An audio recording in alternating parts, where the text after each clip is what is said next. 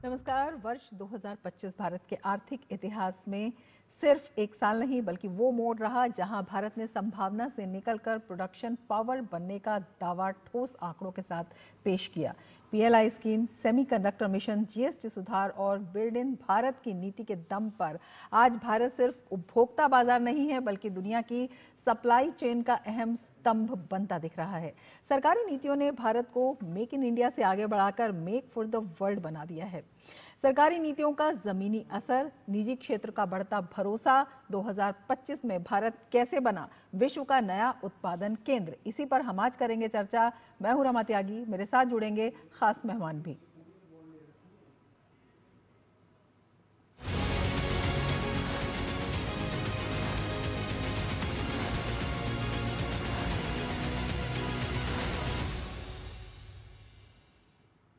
तो साल 2025 में प्रधानमंत्री मोदी के नेतृत्व में भारत ने न केवल हर क्षेत्र में अतुलनीय विकास किया, मेक इन इंडिया जैसी नीतियों से आत्मनिर्भरता पर अग्रसर देश अब न केवल करोड़ों देशवासियों की हर जरूरत को पूरा करने में सक्षम बन रहा है बल्कि दुनिया में भी एक प्रमुख उत्पादन केंद्र के रूप में उभर रहा है। दिखाते हैं आपको ये खास रिपोर्ट। 2025 में भारत एक प्रमुख उत्पादन केंद्र के रूप में उभरा। इसका मुख्य कारण मेक इन इंडिया जैसी नीतियों, मजबूत डिजिटल इंफ्रास्ट्रक्चर, 5G विस्तार, कुशल कार्यबल और इलेक्ट्रॉनिक्स व सेमीकंडक्टर जैसे क्षेत्रों में तेजी से विकास है, जिससे आपूर्ति श्रृंखलाएं मजबूत हुई और वैश्विक कंपनियों के लिए भारत एक आकर्षक गंतव्य बन गया। साथ ही रक्षा और एआई जैसे क्षेत्रों में नवाचार ने इसकी स्थिति और मजबूत की। दुनिया में बढ़ा भारत का वर्चस्व। प्रधानमंत्री मोदी के नेतृत्व में देश हुआ हर क्षेत्र में अग्रसर। करोड़ों देशवासियों को मिली सरकारी नीतियों से सहायता एवं प्रोत्साहन। मेक इन इंडिया बना देश की उत्पादन क्षमता में सबसे बड़ी ताकत। निर्यात केंद्रित नीतियों और निवेश को बढ़ावा मिला। देश अब आयात की जगह अग्रसर हुआ आत्मनिर्भर भारत की ओर। श्रम और कर सुधारों ने दी दुनिया में भारत की नीति को अलग पहचान। 4 नए श्रम कोड लागू किए गए और करों में छूट दी गई। मजदूरों को मिला उनका हक और अधिकार। व्यापारियों के लिए व्यापार करना हुआ आसान। रक्षा उत्पादन में आत्मनिर्भरता से देश के रक्षा क्षेत्र को मिला बल। रक्षा क्षेत्र में आत्मनिर्भरता और निर्यात बढ़ाने पर जोर से उत्पादन में हुई वृद्धि। डिजिटल और तकनीकी प्रगति ने आम आदमी के जीवन को बनाया सरल। 5G और डिजिटल इंफ्रास्ट्रक्चर, 5G नेटवर्क का व्यापक विस्तार, डिजिटल कनेक्टिविटी में सुधार और लॉजिस्टिक्स लागत हुई कम। एआई यानी कृत्रिम बुद्धिमत्ता ने भारतीय नवाचार को दिया बढ़ावा। भारत दुनिया का तीसरा सबसे एआई प्रतिस्पर्धी देश बना। भारत की स्वदेशी चिप उत्पादन की दिशा में प्रगति के साथ बढ़ा भारी निवेश। आर्थिक और सामरिक लाभ से अन्य देशों पर भारत की निर्भरता में आई कमी। भारत में आयात की जगह अब हो रही है निर्यात में भारी वृद्धि। दुनिया में कम दरों पर भारत इलेक्ट्रॉनिक्स का बड़ा निर्यातक बना। वर्ल्ड फूड इंडिया जैसे आयोजनों से खाद्य सुरक्षा और प्रसंस्करणों में भारत की भूमिका में हुआ इजाफा। वर्षों तक भारत को क्षमता वाला राष्ट्र माना जाता था, एक बाजार जो उभरने की प्रतीक्षा कर रहा था। 2025 में वह क्षमता प्रदर्शन में बदल गई। गहरी मूल्य श्रृंखलाओं, साहसिक नीतिगत कार्रवाई, बढ़ते वैश्विक साझेदारियों और तेजी से कुशल कार्यबल के साथ भारत विश्व की सबसे महत्वपूर्ण उत्पादन और निर्यात अर्थव्यवस्थाओं में से एक बनकर उभरा। भारत अब केवल भारत में बनाने का काम नहीं कर रहा, भारत अब विश्व के लिए बना रहा है। Bureau report, DD news. तमाम क्षेत्रों में दुनिया भर में भारत का वर्चस्व कायम हो रहा है और किस तरह से जो पहले संभावनाएं मानी जाती थी वो हकीकत में तब्दील हुई। उनका प्रदर्शन जो है बेहतरीन हुआ। दुनिया ने सराहा संभावना से संभव होने तक का ये सफर किस तरह से कारगर रहा है, क्या कुछ इसमें महत्वपूर्ण रहा है, इसी पर हम आज चर्चा करेंगे। खास मेहमान हमारे साथ जुड़ गए हैं। डॉक्टर अमित कपूर हमारे साथ इस वक्त जुड़े हुए हैं, इकोनॉमिस्ट हैं। डॉक्टर कपूर, आपका बहुत बहुत स्वागत है हमारे इस कार्यक्रम में। और सबसे पहला सवाल आपसे यही करना चाहेंगे कि 2025 की हम बात करते हैं तो औद्योगिक इतिहास में इसे टर्निंग पॉइंट क्यों माना जा रहा है? बहुत महत्वपूर्ण वर्ष रहा है इंडिया के पॉलिसी के पर्सपेक्टिव से क्योंकि कम से कम 3 या 4 चीजें ऐसी हुई जो बहुत बड़ी थी और बहुत परिपक्व और बहुत इंपॉर्टेंट थी। जैसे एक तो जीएसटी रिफॉर्म जो हुआ थी, वो एक बहुत इंपॉर्टेंट रिफॉर्म था जिसकी लोग बहुत कम बात कर रहे हैं। जो आपने 2 दरें करी जीएसटी के अंदर, उसके कारण जो आपका कंजम्पशन साइकिल बढ़ा वो बहुत अच्छा था जी। और जब वो कंजम्पशन साइकिल बढ़ता है उसके साथ वो मैन्युफैक्चरिंग का जो जना जो चीज थी वो भी बढ़ रही है जी। और मैन्युफैक्चरिंग सिर्फ इंडिया के लिए नहीं थी। जैसे फोन की बात करें, 99% जो है, यानी 99% फोन जो इंडिया में आज बिक रहा है वो इंडिया में ही बन रहा है। तो और उसके साथ साथ वो एक्सपोर्ट भी हो रहा है, तो वो बहुत इंपॉर्टेंट हुआ जी। तो इसके बाद एक सेमीकंडक्टर की जो प्रोडक्शन लिंक इंसेंटिव स्कीम आई, वो एक बहुत इंपॉर्टेंट स्टेप था जी। उसके अलावा दो चीजें और हुई जी, जो बहुत कम लोग उसकी बात कर रहे हैं, जैसे लेबर लॉज है। लेबर लॉज के जो इन्होंने हमने इसको संक्षिप्त में करा, या उसके जो चार पहलू लेके आए, वो एक बहुत इंपॉर्टेंट चीज हुई है। और उसका जो बेनिफिट है वो आज नहीं, वो अगले 10 साल, 15 साल या 20 सालों में भी देखा जाएगा। उसके कारण बहुत इंपॉर्टेंट रहा है। और एक और चीज रही थी, जैसे जो मेड इन इंडिया के अंदर हम सिर्फ अभी सेमीकंडक्टर की बात ना करें तो ईवीज की भी बात करें, इलेक्ट्रिक व्हीकल्स की अगर बात करते हैं, वो भी बहुत ऊपर उभर के आया है। तो अगर हम देखें तो कहीं ना कहीं इंडिया जो है एक मैन्युफैक्चरिंग हब की तरह, जो थोड़ा सा हम स्लो डाउन हुए थे कुछ वर्षों के अंदर, बट वो एक प्रोसेस है जी। जब भी आप कभी बढ़ते हैं तो वो एक हॉकी स्टिक ग्रोथ की तरह होता है। कोई भी चीज होगी, एक हॉकी पहले थोड़ा नीचे जाएगा फिर एकदम उभर के आता है। तो वही चीज हम यहाँ पे भी देख रहे हैं। जब जो इंडिया का जो आगे रुझान होगा वो हॉकी स्टिक ग्रोथ की तरह हमें देखने को मिल रहा है जी। और ये सब चीजें जो हुई हैं, ये इतनी इंपॉर्टेंट इसलिए भी हैं जी, क्योंकि जो दुनिया भर के अंदर कम से कम दो क्राइसिस ऐसे थे जो बहुत देखने वाले हैं जी। एक तो जो हमारे टैरिफ्स की बात हुई, और दूसरा जो यूक्रेन रशिया वॉर है, उसके कारण बहुत इश्यूज हैं दुनिया भर की इकोनॉमिक परिस्थिति में। और उसको देखने के बाद भी जब इंडिया 8.2% या 8.2% के ऊपर जो ग्रो कर रहा है, वो बहुत सराहनीय है। और ये सिर्फ इस साल के लिए नहीं, मैं ये कहूंगा जी, हम अगर सिर्फ इसी साल की बात करें तो हम गलत कहेंगे जी, क्योंकि इससे पिछले 10 साल से बहुत सारी नीतियां बदल रही हैं, जो आज की तारीख में वो कल्मिनेशन हो रहा है और उसका हमें बेनिफिट दिख रहा है। बिल्कुल, उसका जो असर है वो साफ तौर पर दिखाई दे रहा है। शिशिर सिन्हा भी हमारे साथ जुड़ गए हैं, सीनियर इकोनॉमिक जर्नलिस्ट हैं।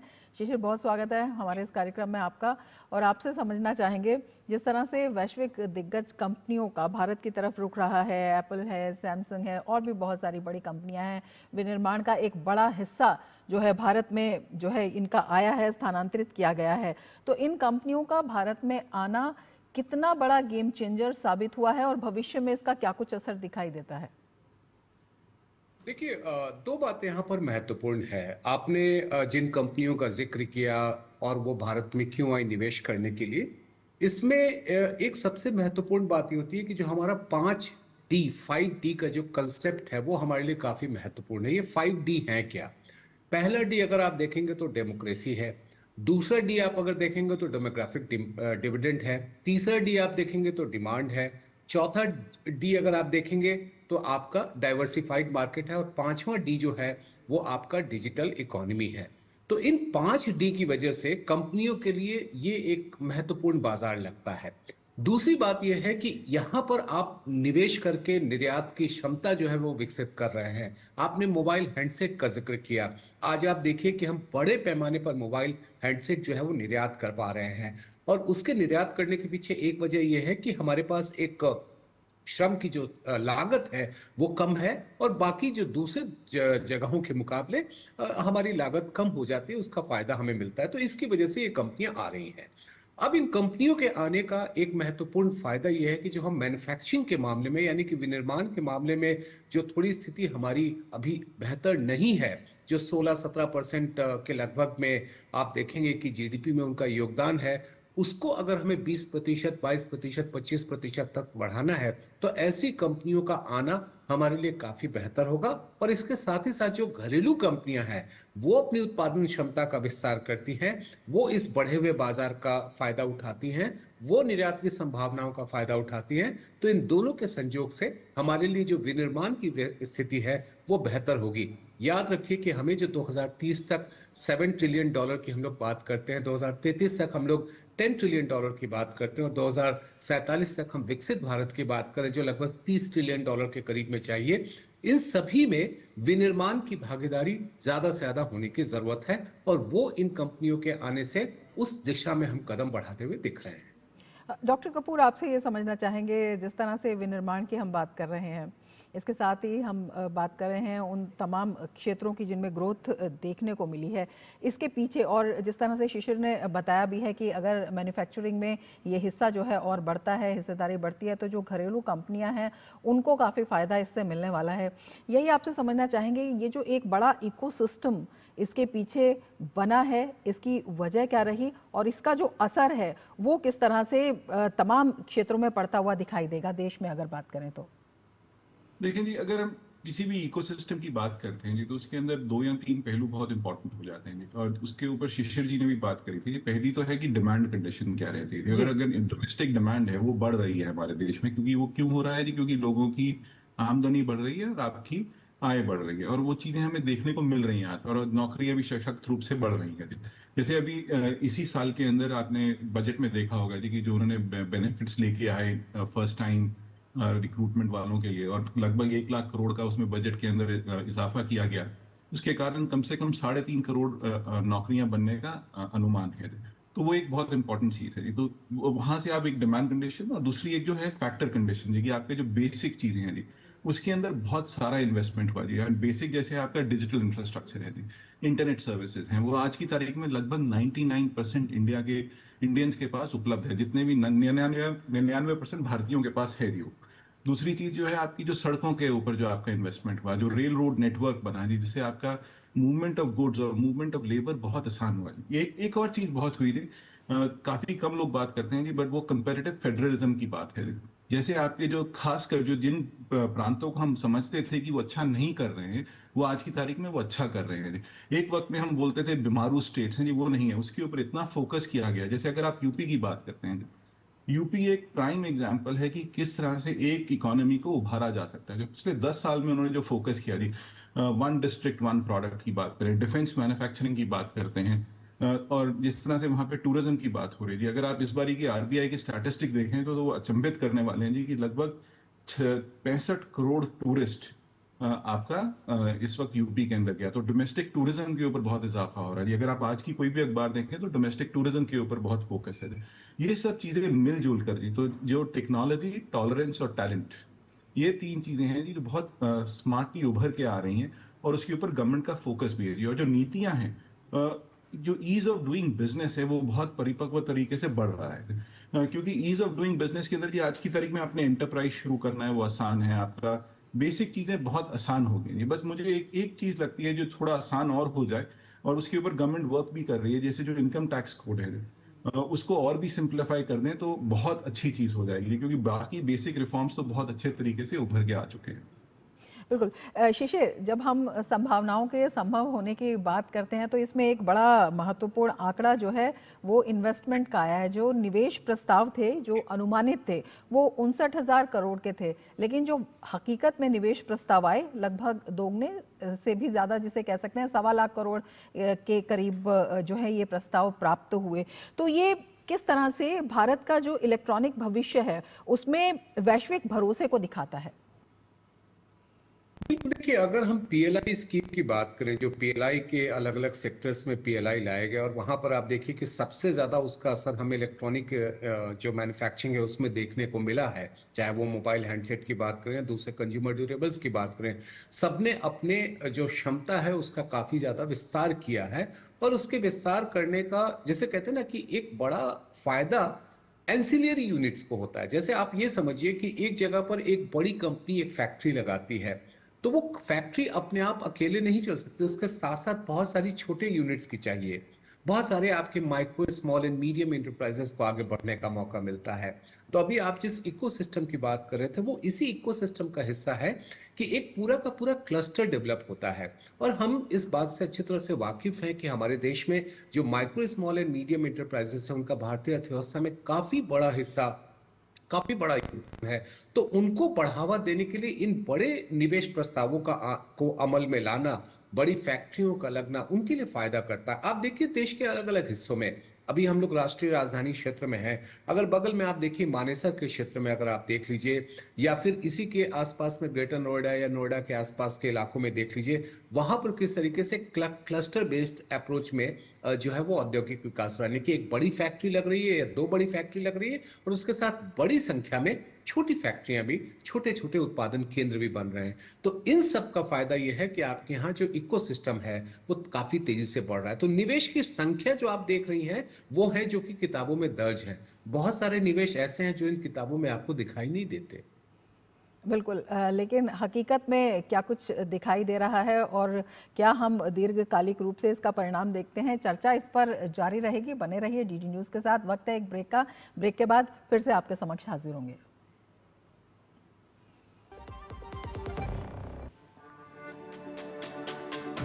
मेरी पसंद, मेरी पसंद,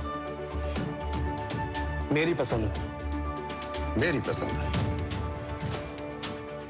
हमारी पसंद। हम सबकी पसंद। मजबूत देश का मजबूत सरिया हो गया स्टील। ब्रेक के बाद फिर से आपका स्वागत है हमारे खास कार्यक्रम में। दो खास मेहमान हमारे साथ इस वक्त इस कार्यक्रम में जुड़े हुए हैं। डॉक्टर कपूर, आपसे समझना चाहेंगे, अगर हम तमाम इस ग्रोथ स्टोरी को देखते हैं तो इसमें जो तकनीक का योगदान है वो भी बेहद अहम रूप से दिखाई देता है। जब हम डिज़ाइन लिंक्ड इंसेंटिव की बात करते हैं, चिप्स टू स्टार्टअप की बात करते हैं, वैश्विक मानकों के अनुरूप इसमें भारतीय चिप डिज़ाइनर्स की एक नई पीढ़ी को तैयार किया गया है। तो जब हम तमाम क्षेत्रों में ग्रोथ की बात कहते हैं तो भारत की लॉजिस्टिक्स और इंफ्रास्ट्रक्चर वैश्विक प्रतिस्पर्धा के अनुरूप तैयार किए जा रहे हैं। इस तैयारी को किस तरह से देखेंगे? नहीं, इसके अंदर तो निसंदेह जी जो तैयारी है वो बहुत अच्छे तरीके से हो रही है जी। अगर आप जैसे मूवमेंट ऑफ गुड्स की बात करते हैं, जैसे आप इंफ्रास्ट्रक्चर की बात करते हैं, तो जैसे अगर आप सड़कों का जो हो रहा है, जैसे मूवमेंट का of labour, movement of goods, movement of traffic, वो बहुत अच्छे तरीके से बढ़ रहा है जी। आज की तारीख में जो आपका रोड नेटवर्क है, इंडिया एक ऐसा कंट्री है जी जहाँ पे सबसे ज्यादा रोड नेटवर्क ऐड किया गया जी। रेल रोड नेटवर्क सिर्फ चाइना से दूसरे नंबर पे हैं हम, जहाँ पे रेल रोड का इजाफा किया गया है। तो इसके अंदर बहुत इंपॉर्टेंट है जी कि लॉजिस्टिक्स की चीज के ऊपर इंडिया सबसे ऊपर आ रहा है जी। दूसरी चीज एक और है जी, जो आपका इंटरनेट के ऊपर है जी, जो आप डिजिटाइजेशन की बात कर रहे हैं, उसमें इंडिया पॉसिबली सबसे फोरमोस्ट कंट्री है जी आज की तारीख के अंदर। स्पेशली अगर हम जनधन आधार मोबाइल की बात करते हैं, वो एक बहुत इंपॉर्टेंट एस्पेक्ट है। जिससे क्या रहा जी, जैसे आपने स्कीम बनाई जी जहाँ पे हर आदमी के पास एक आईडी कार्ड है, हर आदमी के पास बैंक है, बैंक अकाउंट है। उसके कारण जो विमेन का अपलिफ्टमेंट हुआ है वो एक बहुत इंपॉर्टेंट पॉइंट है जी। इनफैक्ट अगर आप देखें, जो सबसे इंपॉर्टेंट चीज रही खासकर जनधन आधार मोबाइल की, उससे ये रहा कि फीमेल लेबर फोर्स पार्टिसिपेशन, उससे फायदा हुआ जी। उनका बैंक ऑफ अनबैंकेबल जो लोग थे उनको बहुत फायदा हुआ। और एक चीज और जी, इसकी इन स्कीम्स का जो, जैसे शिशिर जी ने कहा कि जो क्लस्टर बेस्ड अप्रोच है वो बहुत इंपॉर्टेंट थी। तो क्लस्टर्स जो क्रिएट हो रहे हैं, जो उभर के आ रहे हैं, खासकर पीएलआई स्कीम से क्रॉस डिफरेंट सेक्टर्स, वो बहुत इंपॉर्टेंट है जी। क्योंकि जो मल्टीप्लायर रहता है ना जी, वो बहुत हाई रहता है जी। आज की तारीख में जैसे जो डायरेक्ट, इनडायरेक्ट और इंड्यूस्ड इम्पैक्ट है एक्शंस का, वो बहुत हाई है। क्योंकि अगर हम देखें, जो इंफ्रास्ट्रक्चर का इन्वेस्टमेंट है उसका कम से कम 2.5 टाइम्स आपका इफेक्ट आता है आपकी जीडीपी के ऊपर जी। तो अगर आज आप 10,000 करोड़ कर रहे हैं तो उसका जो बेनिफिट है वो हर साल लगभग 25,000 करोड़ रुपए का होगा जी। ये कम से कम मल्टीप्लाई है जी। और आप देखें तो इन्वेस्टमेंट बहुत है जी। इसका जो फायदा है वो वर्षों तक देखा जाएगा। मैं एक उदाहरण दूंगा, जैसे चाइना और जिस प्रकार से जर्मनी और यूएसए के अंदर जो इंफ्रास्ट्रक्चर में इन्वेस्टमेंट 1960s में हुआ था, उसका बेनिफिट वो आज भी ले रहे हैं। इंडिया इसका बेनिफिट अगले 50 सालों तक लेने वाला है। शिशिर, जब हम वर्ल्ड लेवल पर स्किलिंग के अपलिफ्टमेंट की हम बात करते हैं और जिस तरह से तैयारियां जो हैं वो दिखाई भी देती हैं, तो उससे जो स्किलिंग मिशन है और इंडस्ट्री के ज़रूरत है, उसके जो बीच का गैप है वो कितना कम होता हुआ दिखाई दे रहा है, और ये कितना अहम भी है भविष्य के लिए? देखिए, स्किलिंग के मामले में चीज़ें बेहतर तो हुई हैं, लेकिन मुझे कहने में झिझक नहीं है कि अभी भी जो उद्योग की ज़रूरतें हैं उसके मुताबिक हम अभी पहुंच नहीं पाए हैं उस स्तर पर। इसके पीछे बहुत सारे कारण हैं, लेकिन उन कारणों पे हमें जाने की ज़रूरत नहीं है, बल्कि ये देखना है कि जो प्रयास किए जा रहे हैं उनको और कैसे बेहतर किया जा सकता है। हर साल दर साल जो स्किल मिशन है, जो आईटीआई के लेवल पे आप देखें या आईआईटी के लेवल पे देखें, हर स्तर पे कोशिश जरूर की जा रही है और उसका फायदा भी हमें देखने को मिला है, लेकिन अभी उसमें काफी कुछ सुधार की जरूरत है। एक छोटा सा मुद्दा यहाँ पे मैं लाना चाहूंगा, जो अभी आपने लॉजिस्टिक कॉस्ट की बात की थी, जी। ये बहुत ही महत्वपूर्ण है, क्योंकि वैश्विक प्रतिस्पर्धा के लिए हमारे लिए जो लागत है सामान को फैक्ट्री तक पहुंचाने और फैक्ट्री से बाजार तक पहुंचाने की, जिसको हम लोग लॉजिस्टिक कॉस्ट कहते हैं, उसको कम करना कैसे है। ये डबल डिजिट में रहा है, उसको सिंगल डिजिट में लाने की कोशिश की जा रही है। अगर हम वो करते हैं, वो हमारे लिए बहुत बड़ी उपलब्धि होगी वैश्विक बाजार में अपनी पैठ बढ़ाने में। बिल्कुल, वैश्विक बाजार में पैठ बढ़ाने की। और अगर हम औद्योगिक उत्थान की हम बात करते हैं तो इसका बड़ा असर जो है रोजगार पर भी पड़ता हुआ दिखाई देता है। जो आंकड़े आए हैं उसमें ये दिखाता है केवल जो इलेक्ट्रॉनिक्स का क्षेत्र है उसमें ही 25 लाख नौकरियों की बात कही गई है। ये कितना महत्वपूर्ण है? और आंकड़ा ये भी है कि पुरुषों के लिए जो राष्ट्रीय बेरोजगारी दर है वो घटकर 5% रह गई है। तो ये अपने आप में कितना, जिसे कह सकते हैं कि भविष्य की संभावनाओं के प्रति एक अच्छा आंकड़ा दिखाता है। डॉक्टर कपूर। हाँ जी। अगर आप ये देखें, जो स्किलिंग की बात कर रहे हैं जी, वो बहुत इंपॉर्टेंट है। और उसके ऊपर जो नौकरियां बन रही हैं जी, वो क्योंकि जैसे अगर आप स्किलिंग मिशन की बात करते हैं जी, उसके अंदर एक आंकड़ा दूंगा जी, 3.5 करोड़ लोग इसके अंदर आज की तारीख में स्किल मिशन के साथ जुड़े हैं। हाँ, मैं शिशिर जी से बिल्कुल एग्री करता हूँ कि इसको बढ़ाने की जरूरत है जी, क्योंकि इंडिया का जो लेबर फोर्स है वो ज्यादा है। जैसे जैसे हम उसको आगे लेके जाएंगे उससे बहुत फायदा होगा जी। और जिस तरह से आप नौकरियों की बात कर रहे हैं, इलेक्ट्रॉनिक्स एक सेक्टर है जिसमें 25 लाख नौकरियों की बात हो रही है। अगर आप देखें तो जो आपकी गिग इकोनॉमी है, जो प्लेटफॉर्म इकोनॉमी है, उसके अंदर कितना नौकरियों का इजाफा हो रहा है जी। एंटरप्रेन्योरशिप जो बढ़ रही है उसका बहुत फायदा है जी। मैं एक छोटी सी बात इसके ऊपर लेके आऊंगा जी, इंडिया के अंदर जो एंटरप्राइज क्रिएशन है वो इस वक्त बहुत अच्छे दर पे है जी। इनफैक्ट इंडिया ने जो नंबर ऑफ बिलियनियर्स क्रिएट करे, तो एक बहुत अच्छा देखने में है, क्योंकि कम से कम 300 बिलियनियर क्रिएट हुए हैं जी पिछले 10 साल के अंदर इंडिया के अंदर से। तो एक वो जो उसके अंदर वो है कि वो आपके एंटरप्राइज क्रिएशन, ये सब लोग नए युग के एंटरप्राइज क्रिएटर्स थे, जो आपकी वो क्या कहते हैं, आपकी $1 बिलियन कंपनीज जो क्रिएट हुई हैं। तो एक बहुत इंपॉर्टेंट चीज है एंटरप्राइज क्रिएशन, उसके ऊपर बहुत फोकस है। एंटरप्रेन्योरशिप के ऊपर बहुत फोकस है। आपको स्किलिंग की बात करें, एजुकेशन के ऊपर फोकस हो रहा है जी। जो न्यू एजुकेशन पॉलिसी, उसके बेनिफिट्स अब आपको अब देखने में मिलेंगे कि जहां पे आप बात करें कि सब आदमियों को एक इंटीग्रेटेड व्यू से एजुकेशन देना है, वो बहुत इंपॉर्टेंट है। तो skill India mission plus education जो आपके टैलेंट को बढ़ा रहे हैं, जो डेमोग्राफिक डिविडेंड की बात कर रहे थे शिशिर जी, उसके ऊपर फोकस बहुत इंपॉर्टेंट है। तो मैं टोटली एग्री करता हूँ, जो 5 Ds हैं उन पे फोकस किया गया है और उसको बहुत इंपॉर्टेंट तरीके से आगे लेके जाया जा रहा है। बिल्कुल शिशिर, स्किलिंग की जैसे हम बात कर रहे हैं तो पीएम मित्रा स्किलिंग मिशन है, डिज़ाइन टेक कार्यक्रम है, तो ये जो तमाम तरह के मिशन है या जिस तरह का फोकस किया जा रहा है, डॉक्टर कपूर ने जिस तरह से बताया, ये किस तरह से जो क्लीन टेक उद्योग हैं उनके लिए प्रतिभा के आधार को मजबूत करता है, और जो युवा हैं उनके लिए केवल नौकरियां नहीं बल्कि भविष्य के उद्योगों का भी एक, जिसे कह सकते हैं कि स्टार्टअप्स के लिए या उनके सपनों को पूरे करने का जरिया बन सकता है। देखिए, स्किल मिशन का मकसद सिर्फ यही नहीं हो सकता कि आपको एक नौकरी लेनी है, बल्कि ये भी है कि आप नौकरी देने की स्थिति में कैसे बन जाते हैं, आपकी जो उद्यमिता की क्षमता है उसको आप कैसे बेहतर करते हैं। देखिए, आंकड़े अगर आप देखेंगे कि देश में कितनी स्टार्टअप्स बन रहे हैं, कितनी कंपनियों का गठन हो रहा है, एक आंकड़े जो मिनिस्ट्री ऑफ कॉर्पोरेट अफेयर का है, जो ये बताता है कि अप्रैल से नवंबर के बीच में लगभग 1.5 लाख नई कंपनियां बनाई गई हैं भारत में, और इसमें से बहुत बड़ी संख्या जो है वो LLP की है, लिमिटेड लायबिलिटी पार्टनरशिप, जिसको हम लोग छोटी कंपनियों के श्रेणी में रख सकते हैं। तो एक तरफ आप जब उद्योग की जरूरतों के पूरा करने के प्रयास में जुटे हुए हैं, साथ ही साथ ये भी कोशिश है कि उद्यमिता को कैसे बढ़ावा दिया जाए। तो स्किल मिशन सिर्फ इसी बात पर फोकस नहीं कर रहा है कि हमें उद्योग के लिए लोग तैयार करने हैं, काम करने वाले कामगार तैयार करने हैं, बल्कि वो उद्योग में उद्यमिता के सहारे भी मदद कर सके, और ये आंकड़े उस बात की तस्दीक कर रहे हैं। बिल्कुल। डॉक्टर कपूर, आपसे ये समझना चाहेंगे, जब हम नीतियों की बात करते हैं, सरकार के विजन की बात करते हैं, तो बहुत सारी नीतियां हैं जो आत्मनिर्भरता की तरफ लेकर गई हैं और बहुत सारी नीतियां हैं जो रणनीतिक लाभ भी देती हैं, रेयर अर्थ मैग्नेट जैसी नीतियां हैं। तो किस तरह से ये रणनीतिक रूप से जो है भारत को कॉम्पिटेंट तो बनाती ही है, इसके साथ ही जब हम ग्लोबल सप्लाई चेन की बात करते हैं तो उसमें भी एक महत्वपूर्ण भागीदार के रूप में भूमिका को दिखाती हैं।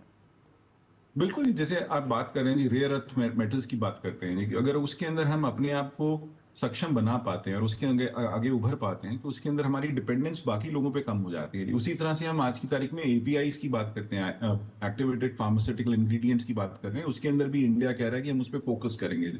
तो उससे आपके ऊपर आत्मनिर्भरता तो है ही है, और आप ग्लोबल स्केल के ऊपर आप अपने आप सप्लायर भी बनते हैं। जिस तरह से आपने कहा कि ग्लोबल क्षेत्र के अंदर, ग्लोबल सप्लाई चेन्स के अंदर इंडिया का क्या रोल रहा है, स्पेशली अगर आप पिछले 5 वर्षों से देखें, तो स्पेशली कोविड के बाद इंडिया का जो रोल है ग्लोबल सप्लाई चेन में बढ़ रहा है। और जैसे आपने प्रोग्राम के शुरू में भी कहा था कि इंडिया आज की तारीख में एक सप्लायर बन के उभर रहा है। सिर्फ ये पहले ये जरूर रहता था कि हम बहुत सारा कुछ इंपोर्ट कर रहे हैं, बिल्कुल करते हैं, बट आज की तारीख में एक्सपोर्ट की जो दर बढ़ रही है और जो डाइवर्सिफिकेशन हो रहा है प्रोडक्ट्स का, वो बहुत इंपॉर्टेंट है। इसका यही एक चीज है कि हम डाइवर्सिफाई कर रहे हैं, ग्लोबल वैल्यू चेन्स का पार्ट बन रहे हैं। सिर्फ इसमें एक ही चीज रहती है कि हम लोगों को थोड़ा पेशेंस रखना बहुत जरूरी है कि इंडिया का जो प्रोसेस है, हम एक बहुत बड़ी कंट्री है, बहुत बड़ी जनसंख्या है, और काफी तरीके से हम जो है 27 डिफरेंट रियलिटीज के अंदर काम करते हैं, क्योंकि जो हमारी जो स्टेट्स हैं वो अलग तरीके से काम करते हैं। वही कंपेरेटिव फेडरलिज्म की बात है। अगर हम ये सारी स्टेट्स आगे ठीक तरह से बढ़ती हैं, सब लोग एक जुट होके चलते हैं, तो हम इसके ऊपर जो ग्रोथ स्टोरी है वो एक बहुत तरीके से डिफरेंट तरीके से उभर के आएगी। जैसे मैंने आपको कहा जी, राजस्थान है, गुजरात है, महाराष्ट्र है, कर्नाटका है, बाकी स्टेट्स भी इसी तरह से ग्रो करें तो बहुत आगे बढ़ के जाती हैं। जैसे नॉर्थ ईस्ट की बात करते हैं, नॉर्थ ईस्ट में आज के पहले फोकस हुआ ही नहीं था वहाँ की इकोनॉमिक रियलिटी पे। एक पॉलिसी पर्सपेक्टिव ये रहा कि नॉर्थ ईस्ट की इकोनॉमीज को कैसे बढ़ाया जाए। भारत सरकार का 10% बजट नॉर्थ ईस्ट की डेवलपमेंट पे खर्चा जाता है, और उसका बेनिफिट आप आगे जाके देखने वाले हैं। बिल्कुल, तो बहुत सारी जो चुनौतियां हैं उनको पार किया गया है, एक बड़े विजन के साथ जो है सरकार आगे बढ़ी है, जिसके परिणाम जो है साफ तौर पर दिखाई देने लगे हैं, और भविष्य की संभावनाओं को लेकर भी इसमें काफ़ी उत्साह दिखाई देता है। डॉक्टर कपूर शिशिर, आपका हमारे साथ जुड़ने के लिए और इतने महत्वपूर्ण विचार हमारे साथ साझा करने के लिए बहुत बहुत धन्यवाद। और इसके साथ ही कहना चाहेंगे कि 2025 की इस अंतिम चर्चा में फिलहाल इतना ही। 2026 में नई चर्चा के साथ, नए उत्साह के साथ, नए विषय के साथ फिर आपके साथ जुड़ेंगे। नववर्ष की आपको बहुत बहुत अग्रिम शुभकामनाएं, और इसी के साथ लेना चाहेंगे आपसे इजाज़त। नमस्कार।